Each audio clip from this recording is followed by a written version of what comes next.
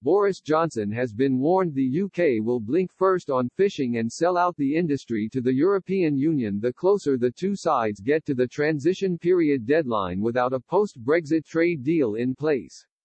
The negotiating teams, led by David Frost and Michel Barnier, have been locked in crunch talks for the past 2 weeks in a desperate bid to make a breakthrough and meet the mid-November deadline for an agreement to be in place. But no breakthrough had been made, particularly on fishing, with both sides giving major hints over the possibility and preference of a no-deal outcome. The EU's chief Brexit negotiator Mr Barnier had said very serious divergences remained in trade talks with Britain following the latest round of negotiations in Brussels on Wednesday. Lord Frost also tweeted, "Progress made, but I agree with Michel Barnier that wide divergences remain on some core issues."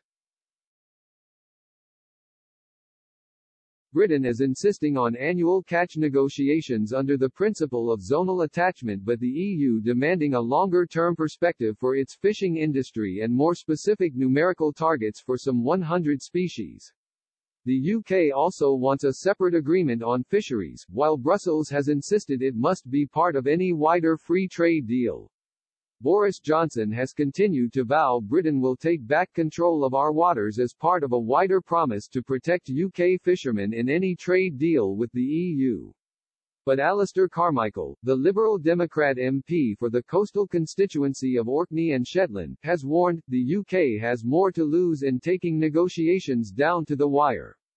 The closer it gets to the transition period deadline of December 31 without an agreement on fishing, then the greater risk the UK will blink and they will hand over fishing rights to the EU that they shouldn't. We are still in the same position we have been in for months, and it is still down to the political will of the government to deliver on the promises that they made.